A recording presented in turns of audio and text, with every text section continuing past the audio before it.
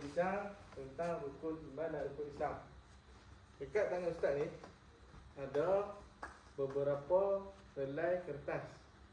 Yang mana dekat atas ni dia akan tulis rukun iman dan rukun Islam.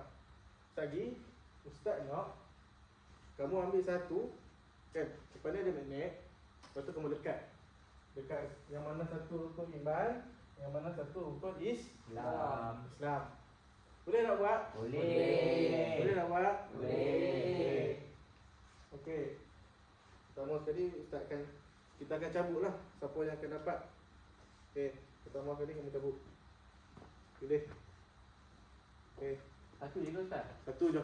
Ya.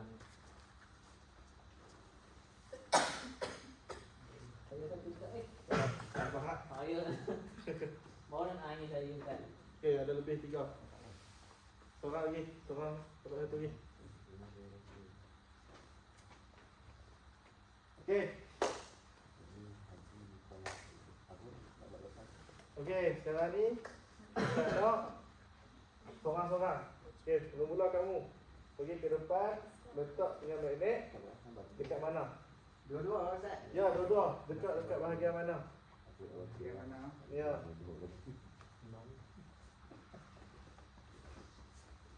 Semua betul. Kita ada tak salah.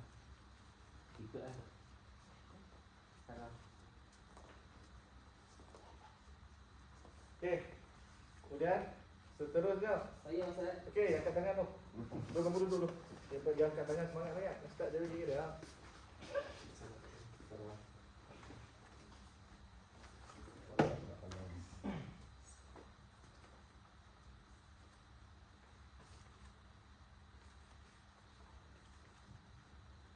Okey.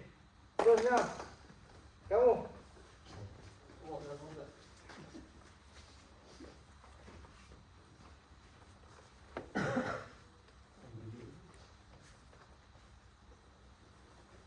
Okay, lepas habis kamu letak semua jawapan, nanti kita akan bincang yang mana satu betul dan yang mana satu salah.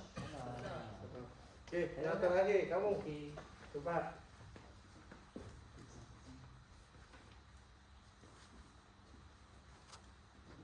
Boleh duduk kat sini boleh tak? Bubuh yang mana kamu rasa betul, kamu bubuh.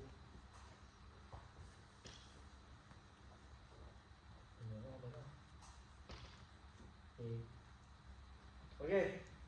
Mari kita tengok dan bincang bersama. Okey. Mula-mula ni siapa yang letak? Saya Ustaz. Okey, kamu yang letak. Baik.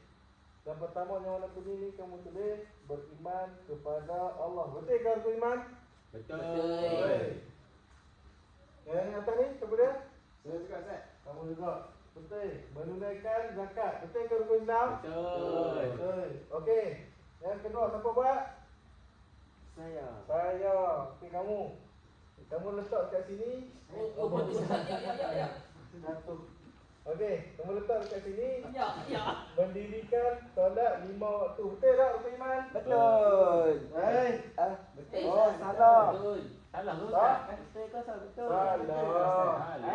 Salah. Alah. Mendirikan solat 5 waktu ialah rukun Islam. Bukan rukun iman.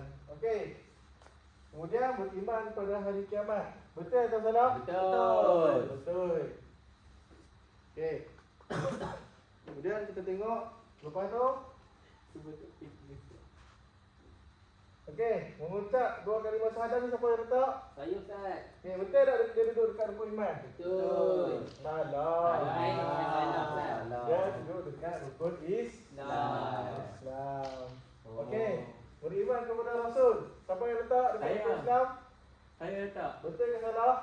Salah ke Ustaz? Salah. Dia adalah rukun Iman. iman. Okey. Pergi haji bagi yang mampu. Betul ke salah dekat rukun Islam? Betul. Betul.